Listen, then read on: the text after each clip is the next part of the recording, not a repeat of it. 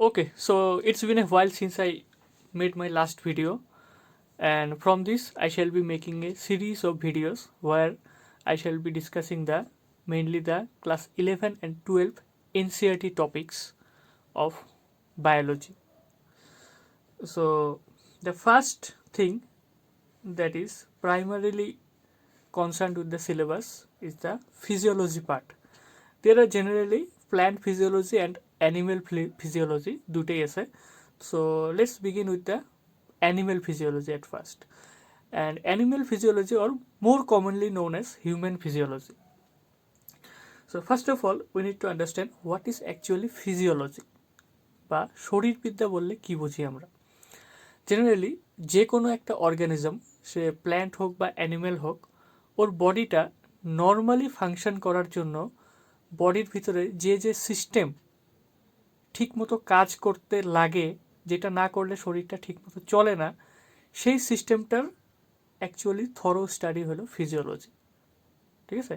It is the study of the various systems concern with the smooth living condition or that facilitates a healthy living condition. ঠিক আছে? তো it is the definition of physiology বা শরীরবিদ্যা. তো generally plant physiology and animal physiology দুটা part হয়. So let's begin with the first part, that is the animal physiology, or we can say human physiology. And the first part of physiology is the digestion. Digestion and absorption.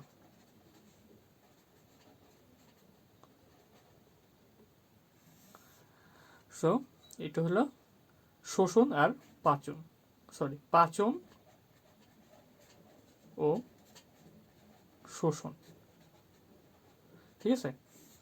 তো generally আমাদের human body বা যে কোনো অর্গানিজমের body যদি একটা system বলে আমি ভাবি, suppose it is a system, তন্ত্র বলে ভাবি, তাহলে ডেফিনেটলি এটা ঠিকমতো চলার জন্য বাইরের থেকে সবসময় এনার্জির দরকার হবে আমার. We need energy two sustain any living body. ঠিক আছে? তো এইবার কথাটা হলো, এই এনার্জিটা আমরা কোথার থেকে পাবো? সিম্পলি আমরা তো animal, that is we can not harvest the solar energy into chemical energy or food. আমরা নিজের খাদ্য নিজে প্রস্তুত করতে পারি না. So we are solely dependent upon the plant. And প্ল্যান্টের থেকে আমরা কি করি? ডাইরেক্ট খাদ্য আহরণ করি, যাকে আমরা বলি ফুড. ঠিক আছে? So food is the source of our energy. Energy দরকারের জন্য আমরা ফুডের উপরে dependent, and generally the food comes from the animals. এইবার আরেকটা কথা হলো, এই ফুডগুলো যে হয় generally they are in very complex form. ঠিক আছে? দে আর ভেরি জটিল টাইপ. তাহলে আমাদের বডি এই জটিল কমপ্লেক্স ফুডটাকে কিন্তু ডাইরেক্ট এনার্জি হারভেস্ট করতে ইউটিলাইজ করতে পারে না. That means they must B broken down into complex to simple forms. Simple so that it can easily be absorbed by our body and harvest energy from it. ঠিক আছে? তো this process that is concerned with the breaking down of complex food materials into simple ones so that our body can utilize the food building block of the food, or simply monomers, in order to harvest energy. It is known as digestion. ঠিক আছে? এটা একটা simple একটা process আমাদের শরীরবিদ্যার, যার দ্বারা জটিল খাদ্যবস্তুকে ভাঙা হয় সরল খাদ্যবস্তুতে, যাতে আমাদের বডি এটাকে সহজে শোষণ করতে পারে অ্যান্ড তার থেকে এনার্জি হারভেস্ট করতে পারে. ঠিক আছে? তো this is the basic concept of digestion and digestion. And finally, when it will be the simple food molecules will be absorbed, it will be known as absorption. ঠিক আছে? খালি ডাইজেশন হলেই হবে না, আমাদের বডির প্রতিটা কোষের এনার্জি দরকার. ঠিক আছে? And energy in the form of actually glucose. তো ডাইজেশনের পরে সিম্পল ফুড মলিকুলগুলো অ্যাকচুয়ালি অ্যাবজর্ব হবে. দিস ইজ নোন অ্যাজ আমার শোষণ. ঠিক আছে? এবার জেনারেলি আমরা যখন বলি food, that means it is actually a complex thing. যদি এটা আমাদের ফুড কি হতে পারে, ফুড হতে পারে আমাদের কার্বোহাইড্রেট হতে পারে, কার্বোহাইড্রেট। যদি কার্বোহাইড্রেট হয় তার মানে carbohydrate will be broken down by our digestive system, digestion পাচন প্রক্রিয়া দ্বারা কার্বোহাইড্রেট ভাঙা হবে। অ্যান্ড কার্বোহাইড্রেটের যেটা মনোমার মানে যেটা দিয়ে তৈরি building block, that is glucose, glucose will be liberated and glucose থেকে আমরা এনার্জি হারভেস্ট করব। ঠিক আছে, সেম যদি এটা প্রোটিন হয়,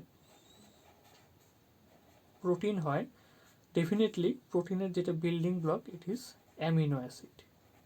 ঠিক আছে, amino acid it will be broken down into amino acid and from amino acid we will be harvesting energy. Then number 3, another constituent of our food is fat or lipid, চর্বি জাতীয় পদার্থ। and চর্বি জাতীয় পদার্থর আমরা জানি যেটা building block সেটা হয় fatty acid plus glycerol, glycerol. ঠিক আছে, এই বিল্ডিং ব্লকগুলো যখন ভেঙে যাবে ডাইজেশন প্রসেসের দ্বারা তখন আমাদের বডি এটা থেকে সিম্পলি এটাকে অ্যাবজর্ব করবে and it will be hydrolysed to form energy. আরও হতে পারে যদি নিউক্লিক অ্যাসিড থাকে, nucleic acid, so nucleic acid will be broken down into nucleotide, nucleotide. And nucleotide আমরা অলরেডি জানি এটা থাকে sugar plus phosphate and nitrogenous base. ঠিক আছে, so this is all about the constituent of our food. আরও থাকবে আমাদের water তো ডেফিনেটলি একটা ফুডের constituent and vitamin and minerals. ঠিক আছে, যদিও ভিটামিন মিনারেলস ওয়াটারে কোনো ডাইজেশন প্রয়োজন হয় না, they are readily absorbed out by our body. So these are the main constituent of our food which shall be broken down into simple ones and from then they will be absorbed by our system. So this is the basic idea about digestion. Now let's start যে ডাইজেশনের জন্য সবার প্রথমে আমরা জানি আমাদের যেটা, আচ্ছা তাহলে আমাদের নেক্সট যেটা ডাইজেশনের জন্য দরকার প্রথমে কি, generally physical distortion of the food, মানে ফুডগুলো বডি সিস্টেমের ভিতরে ঢোকার আগে আমাদের ডাইজেস্টিভ সিস্টেমে যাওয়ার আগে আমাদের ফুডটা ফিজিক্যালি টু সাম এক্সটেন্ট এটা ব্রোকেন ডাউন হয়। ঠিক আছে, and it is done with the help of our teeth, যে দাঁত আমাদের কিন্তু খাদ্যবস্তুকে ভৌতিকভাবে প্রথমে এটাকে ভাঙে। ঠিক আছে, তো এটাকে বলে, অ্যান্ড আমাদের যেটা ম্যামেল বা স্তন্যপায়ীদের যেটা দাঁতের সজ্জা বিন্যাস সেটাকে বলে ডেন্টিশন।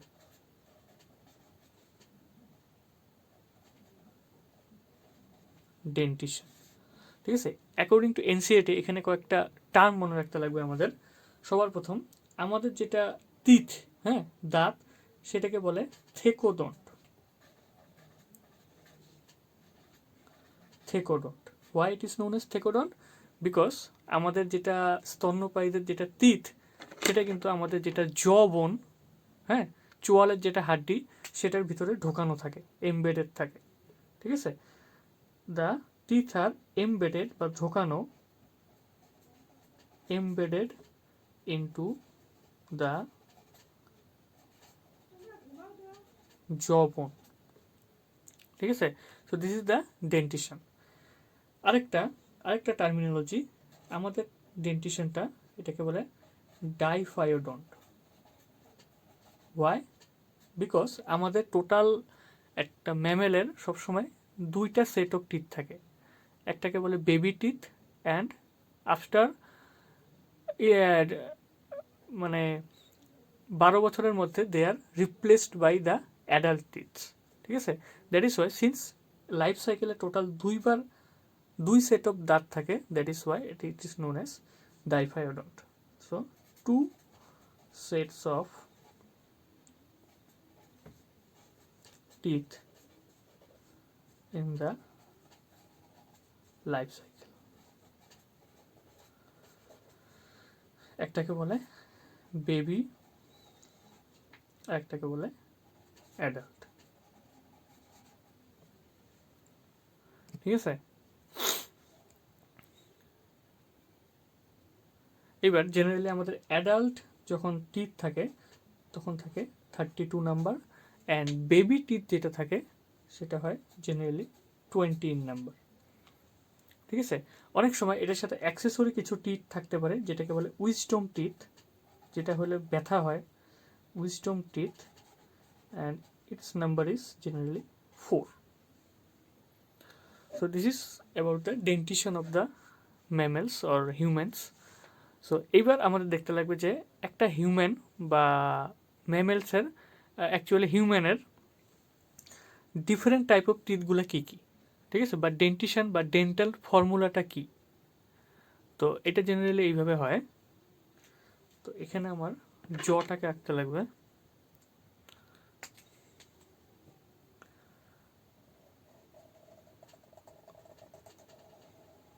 আমি যদি জটাকে দেখাই, তো জ, suppose this is the Axis, mid Axis, তাহলে এটা আমি কিন্তু আপার জ আঁকছি। সিমিলারলি এখানে আমাদের লোয়ার জটাও থাকবে, ঠিক আছে, এইভাবে লোয়ার জটাও থাকবে। তো আমি আপার জর যদি 4 ভাগের জাস্ট 1 ভাগটা আমি দেখাতে চাইতেছি। তো আমাদের সবার প্রথমে 4টা ধরনের দাঁত থাকে, এটাকে বলে, সবার প্রথম দুটাকে বলে ইনসিজার, যেটা প্রথম যেটা বাইট দেয়, ঠিক আছে, ফুডের মধ্যে, এটাকে বলে ইনসিজার। তারপরে একটা যেটাকে বলে ছেদক বা ক্যানাইন, এটা কিন্তু ধারালো হয়, চোখা হয়। তারপরে আমাদের এখানে দুইটা থাকবে, এখানে থাকবে প্রিমোলার, অ্যান্ড ফাইনালি যেটাকে বলে মারির দাঁত, there will be 3 molar teeth. ঠিক আছে। So the first two are actually incisor,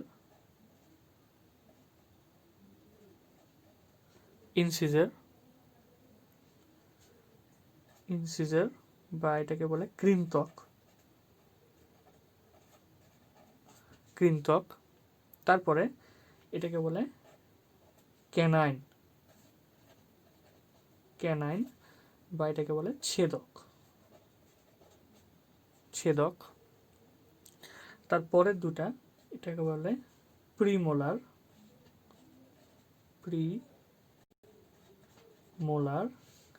and finally last যেটা তিনটা অ্যাকচুয়ালি এটাকে বলে মোলার। তাহলে আমরা যদি বলি আমাদের ডেন্টাল ফর্মুলাটা কেমন, ডেন্টাল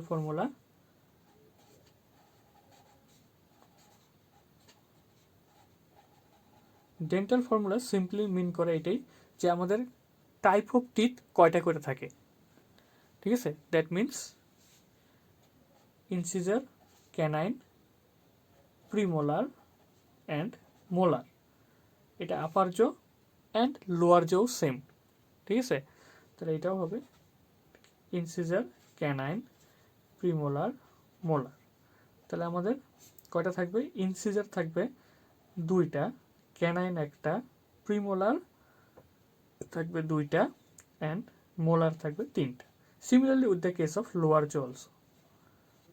তাহলে আমাদের আপার জো ধরছি আমি, তার লেফট পার্ট, দ্যাট ইজ 4 ভাগের 1 অংশে আমার টোটাল কয়টা হতেছে, এখানে 3টা, এখানে 2টা, এখানে 1টা, এখানে 2টা, টোটাল হতেছে আমার 8। তাহলে এখানেও 8, এখানেও 8, এখানেও 8, 4টা। Total number of teeth is 32 in case of adult, ঠিক আছে। So this is the dental formula. এটা কিন্তু এক্সামে জেনারেলি আসে যে what is the dental formula of a adult human being. So it is 2 1 2 3। There are 1 incisor, 2 incisors, 1 canine, 2 premolars and 3 molar teeth at 1/4 of the jaw. আচ্ছা, আরেকটা কথা, প্রিমোলারকে বলে পুরো পোষক,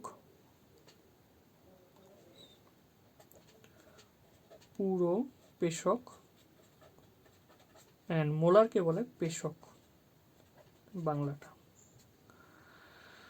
So this is all about the dental formula of the human being. ঠিক আছে। And আরেকটা কথা যে আমাদের দাঁত কিন্তু সবসময় জ বোনসের ভিতরে এমবেডেড থাকে। So I think we have got the idea about this chapter, the introduction of this chapter. From the next class, we shall be discussing about the digestive system. So that's all for today. Thank you.